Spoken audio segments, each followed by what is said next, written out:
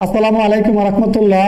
Hello viewers, নবম ও দশম শ্রেণীর শিক্ষার্থী বন্ধুরা, আশা করি ভালো আছো। ম্যাথ এডুকেয়ার জোন অনলাইন শিক্ষা পরিবারের পক্ষ থেকে তোমাদের সবাইকে স্বাগতম। আজকে আমরা তোমাদের উচ্চতর গণিত বইয়ের 14 অধ্যায় থেকে আলোচনা শুরু করব। চলো আলোচনা শুরু করা যাক। সম্ভাবনা, প্রবাবিলিটি। চমৎকার একটা অধ্যায়। নবম এবং দশম শ্রেণীর শিক্ষা প্রতিষ্ঠানের প্রত্যেকটা পরীক্ষা এখান থেকে একটা সৃজনশীল প্রশ্ন দূরে থাকবে, একটা আনসার করবা। তারপরে এসএসসি পরীক্ষায় এখান থেকে একটা প্রশ্ন থাকবেই। তাহলে এই অধ্যায়টা খুবই গুরুত্বপূর্ণ।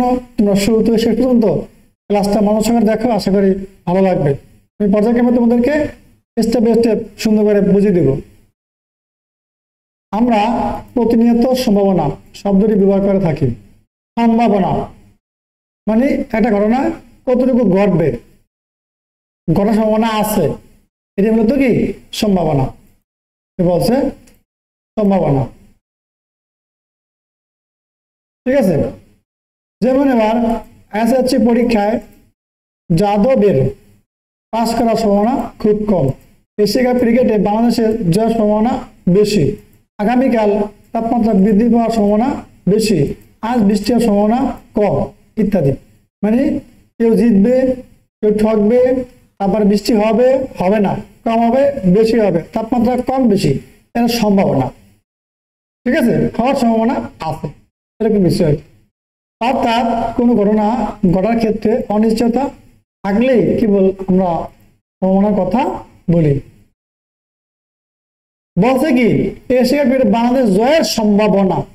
এই যে সম্ভাবনা, জিততে পারে, নাও জিততে পারে। একটা শব্দ আছে এখানে, খেয়াল করো শব্দটা কি, যে অনিশ্চয়তা। ঠিক আছে, এখানে বলছে দেখো, অর্থাৎ কোনো ঘটনা ঘটার ক্ষেত্রে অনিশ্চয়তা থাকলেই কেবল আমরা সম্ভাবনা ব্যবহার করব। ঠিক আছে, খেয়াল রাখা কিন্তু।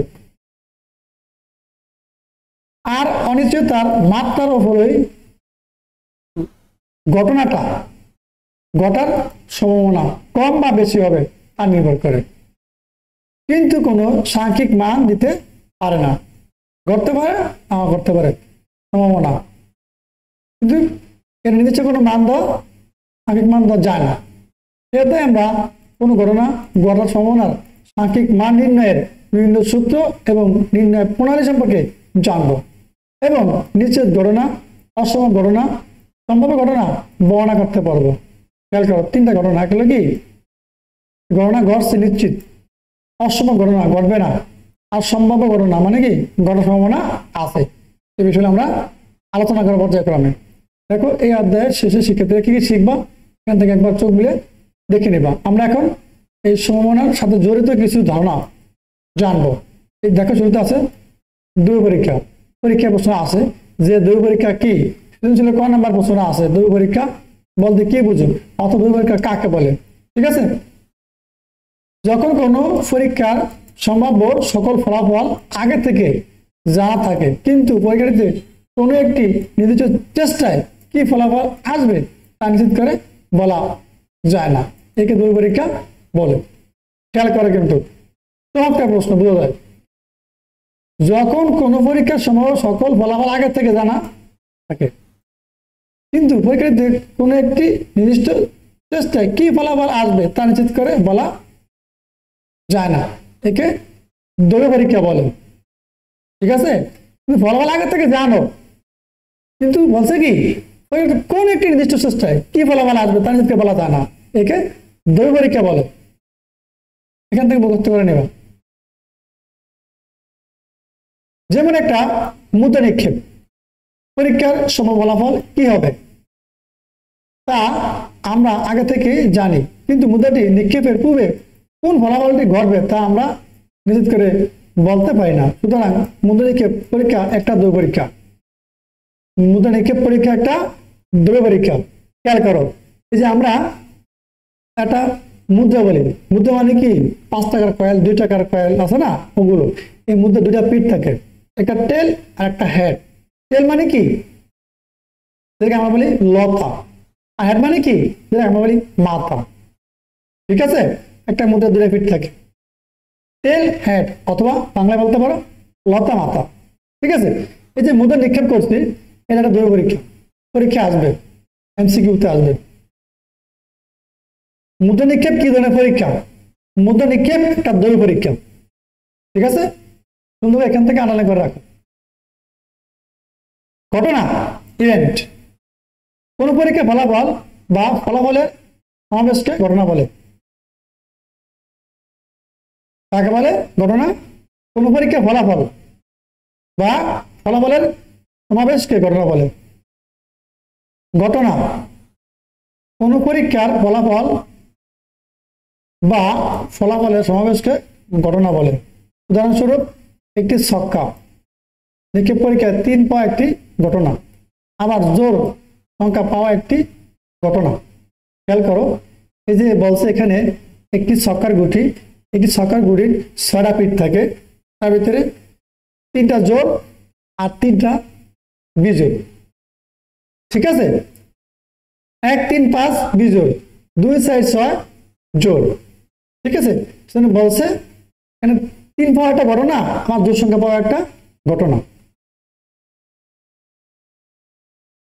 আবার দেখো কি বলছে, সমস্ত সম্ভাব্য ঘটনা বলি। এই ঘটনা কি কিন্তু পরীক্ষা আসে। এখন আমরা জানবো সমস্ত সম্ভাব্য ঘটনাগুলি কি। যদি কোনো পরীক্ষার ঘটনাগুলো ঘটার সম্ভাবনা সমান হয়, অর্থাৎ একটি অপরটির চেয়ে বেশি বা কম সম্ভাব্য না হয়, তবে ঘটনাগুলোকে সমস্ত সম্ভাব্য বলে। খেয়াল করে আবার বলি আমি, যদি কোনো পরীক্ষার ঘটনাগুলো ঘটার সম্ভাবনা সমান হয়, কম বেশি হবে না, সমান হবে, অর্থাৎ একটি অপরটির চেয়ে বেশি বা কম সম্ভাব্য না হয়, যে কম বেশি হবে না, হবে না, তবে ঘটনাগুলোকে সমসম্ভাব্য বলে, ঠিক আছে? একটা ঘটনা ঘটবে নিশ্চিত করে বলা যায়, কিন্তু কম বেশি ঘটবে না, এটাই সমসম্ভাব্য ঘটনা। যেমন এটা নিরপেক্ষ মুদ্রা নিক্ষেপ, হেড বা টেল আছে সম্ভাবনা সমান।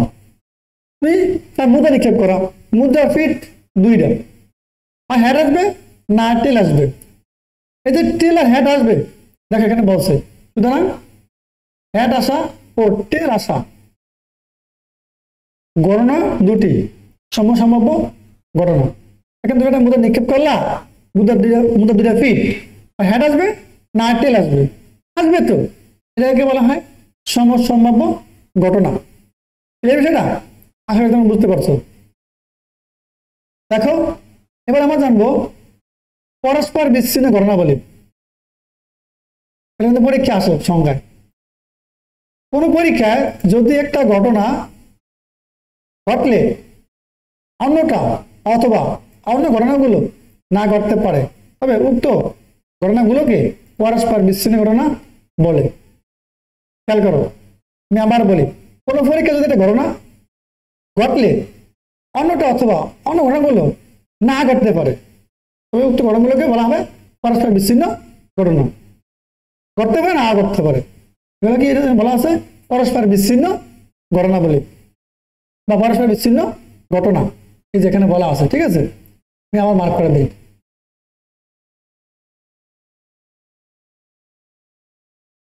এখান থেকে তোমরা সুন্দর করে উদাহরণ সহকারে পড়ে নেবা। এখন দেখো আমি উদাহরণ বুঝিয়ে দিই, খেয়াল করো কি বলছে। একটি নিরপেক্ষ মুদ্রা, মুদ্রা নিরপেক্ষ কেন? কারণ মুদ্রা 2টা ফিট, হেড একটা আর টেল একটা। তুমি যদি নিক্ষেপ করো তাহলে তোমার বুঝে যায় যে একটা না একটা আসবেই। বলছে কি, যেমন একটি নিরপেক্ষ মুদ্রা নিক্ষেপ করলে হেড আসা বা টেল আসা দুটি বিচ্ছিন্ন ঘটনা। দুটি কি বিচ্ছিন্ন ঘটনা? কেন না? হেড আসলে টেল আসতে পারে না, আবার টেল আসলে হেড আসতে পারে না, অর্থাৎ হেড ও টেল একসাথে আসতে পারে না, ঠিক আছে? সুন্দর করে মানুষ রিডিং পারবা, দেখবা, সব বুঝতে পারবা। এবার আমরা অনুকূল ফলাফল জানবো। অনুকূল ফলাফল কাকে বলে? খেয়াল করো, কোন পরীক্ষায় একটা ঘটনার সপক্ষের ফলাফল হলো ঘটনার অনুকূল ফলাফল। ফলাফল 2টা, মোট ফলাফল আর অনুকূল ফলাফল। এখানে বলছে আমাদেরকে অনুকূল ফলাফল। কি বলছে? কোন পরীক্ষায় একটা ঘটনা গটার সপক্ষের ফলাফল গড়বে, সে নিজের যুক্তি নিগত নিজের মতো কাজ করে, এই জন্য সপক্ষের নিজের উপস্থাপনাকে সমর্থন করে। সপক্ষের ফলাফল হলো গণনার অনুকূল ফলাফল। একটি ছক্কা নিক্ষেপ করলে বিজোড় সংখ্যা হওয়ার অনুকূল ফলাফল 3টি। হ্যাঁ, একটা গুটির 6 গুটির পিঠ 6টা, 1 3 5 বিজোড়, 2 4 6 জোড়। এই জন্য বলছে যে ছক্কা নিক্ষেপ করলে বিজোড় সংখ্যা হওয়ার অনুকূল ফলাফল 3টি। এই যে 3টি, আশা করি বুঝতে পারছো কেন 3টি। ওই যে 1 3 5 বিজোড়, মোট 6টা পিঠের, আর 2 4 6 জোড়। নমুনা ক্ষেত্র দেখো, আমরা এখন নমুনা ক্ষেত্র সম্পর্কে জানবো। সিম্পল স্পেস আর কি নমুনা বিন্দু, সিম্পল পয়েন্ট। চমৎকার, কিন্তু খেয়াল করো, কোন বই পরীক্ষার সম্ভাব্য সকল ফলাফল নিয়ে গঠিত সেটকে নমুনা ক্ষেত্র বলে। খেয়াল করো, চমৎকার প্রশ্ন। কিন্তু কোন বই পরীক্ষার সম্ভাব্য সকল ফলাফল নিয়ে গঠিত সেটকে একটি নমুনা ক্ষেত্র বলে। সেট, সেট মানে সেকেন্ড ব্র্যাকেট। খেয়াল করো, এই যে কোন বই পরীক্ষার সম্ভাব্য সকল ফলাফল নিয়ে গঠিত সেটকে নমুনা ক্ষেত্র বলে। বুঝে বুঝে পড়তে হবে, কিন্তু আমি আবার বুঝিয়ে দেবো। একটি মোটর নিক্ষেপ করলে যদি সম্ভাব্য ফলাফল পাওয়া যায় হেড ও টেল। এখন ন্যাস দ্বারা এই পরীক্ষণে ফলাফলের সেটকে চিত্রিত করা হয়েছে। এই যে বলা হয়েছে, খেয়াল করো, এই যে আমি আটু অন্য কালার দিয়ে মার্ক করে দিই, খেয়াল করো, এই যে সেট বলছে না, সেট, এই সেটকে অ্যাস দ্বারা প্রকাশ করা হয়েছে। ফলাফলের সেটকে কি দ্বারা প্রকাশ করা হয়েছে? অ্যাস দ্বারা। দেখো, এই যে অ্যাস, এই যে অ্যাস, এই অ্যাস দ্বারা কি এই সেটকে প্রকাশ করা হয়েছে। আর এই সেকেন্ড ব্র্যাকেট মানে সেট, এগুলো নমুনা ক্ষেত্র। ঠিক আছে, দেখো আমি আরো বিস্তারিত আলোচনা করি। এখন এর দ্বারা এই পরীক্ষণের ফলাফলের সেটকে চিত্রিত করলে আমরা লিখতে পারি এস সমান সমান এইচ কমা টি। এইচ মানে হেড, টি কমা, যে এইচ মানে হেড আর টিতে টেল। একটা মধ্যে দুটা ফিট, হেড আর টেল। এই যে এইচ হেড, টিতে টেল। তখন তুমি সেকেন্ড ব্র্যাকেট আটকে দিবা, এটাকে বলা হবে সেট। সেকেন্ড ব্র্যাকেট ছাড়া সেট হয় না। ঠিক আছে, যে বলে সমাধান সমাধান সেট লেখো তোমরা, সেকেন্ড ব্র্যাকেট আটকে দেবে মানটাকে বা উত্তরটা ফলাফলটাকে। ঠিক আছে, যেন বলে এনে বলছে সেটকে, এই যে সেটকে এস দ্বারা প্রকাশ করা হয়েছে, আর এই সেকেন্ড ব্র্যাকেট মানে সেট, আর এই যে এটাকে বলা হয় নমুনা ক্ষেত্র। এস কমাটি লেখছে না, এটাকে বলা হয় নমুনা ক্ষেত্র। সুতরাং উক্ত পরীক্ষার নমুনা ক্ষেত্র এস সমান সমান এস কমা টি। ঠিক আছে, এই সেকেন্ড ব্র্যাকেট মানে সেট, আর সেটকে এস দ্বারা প্রকাশ করা হয়েছে, আর এস কমা টি সেকেন্ড ব্র্যাকেটের ভিতর দিদি, এটাকে বলা হবে নমুনা ক্ষেত্র।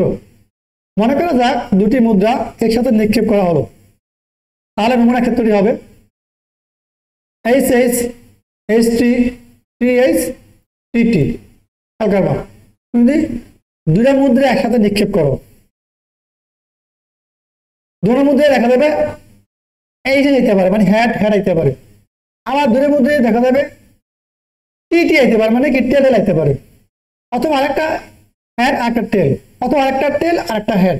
এজন্য কি দুটো মুদ্রা একসাথে নিক্ষেপ পেলে মোট গণনা বড় সম্ভাবনা 4টি, একটা দুইটা তিনটা চারটা। দেখো আমি আবার মার্ক করে দিই, জি এই একটা, এই একটা, এই একটা, এই একটা। জন্য কি তুমি দুইটা মুদ্রা একসাথে নিক্ষেপ পেলে মোট 4টা গণনা করতে পারে। হেড হেড মানে মাথা মাথা, টেল টেল মানে লতা লতা, অথবা মাথা লতা লতা মাথা, এরকম আর কি। নমুনা ক্ষেত্রের প্রতিটি উপাদানকে ফলাফলের নমুনা বিন্দু বলে। এই যে নমুনা ক্ষেত্রে একটা, এর ভিতরে এইচ এইচ আছে, এইচ টি আসছে, টি এইচ আসছে, টি টি আসছে না, এগুলো হচ্ছে কি নমুনা বিন্দু। যেমন এইচ এইচ দুটা মাথা মাথা বোঝাইছে, এটা কি নমুনা বিন্দু। নমুনা ক্ষেত্রের প্রতিটি উপাদানকে ফলাফলের নমুনা বিন্দু বলে। এখানে পরীক্ষা বারবার আসে নমুনা বিন্দু কি। ঠিক আছে, নমুনা বিন্দু আর এগুলো কি নমুনা ক্ষেত্র। কিন্তু এখান থেকে ভালোভাবে মুখস্থ করে নেবা। একটা মুদ্রিক বা নিক্ষেপ পরীক্ষায় নমুনা ক্ষেত্র এই যে নিক্ষেপ করছো মুদ্রা একটা এড়াতে পারে তেলাইতে পারে, এই জন্য লাগছে কি এইচ কমা টি সেকেন্ড ব্র্যাকেট আটকে দেবেন, সমাধান সেট। এখানে এইচ টি প্রত্যেকে এক একটি নমুনা বিন্দু, ঠিক আছে? তাহলে একটা মুদ্রা নিক্ষেপ করলে নমুনা বিন্দু দুইটা, এর অথবা টেল। এই জন্য বলছে এখানে এইচ কমা টি প্রত্যেকে এক একটি নমুনা বিন্দু, এইচ একটা নমুনা বিন্দু, আবার টি একটা নমুনা বিন্দু, ঠিক আছে? প্রিয় শিক্ষার্থী বন্ধুরা, আজকে আলোচনা এতটুকু ছিল। তোমরা চমৎকার ক্লাসটা শুরু থেকে শেষ পর্যন্ত দেখো, আশা করি অনেক অনেক তোমাদের কাছে ভালো লাগবে। পর্যায়ক্রমে আমি এই ধরনের নতুন নতুন তোমাদের জন্য ভিডিও নিয়ে আসবো। আজকে আলোচনা এতটুকু ছিল, পরবর্তী ভিডিও দেখার আমন্ত্রণ জানিয়ে এখানে বিদায় নিচ্ছি। তো ভালো থাকো, আল্লাহ হাফেজ।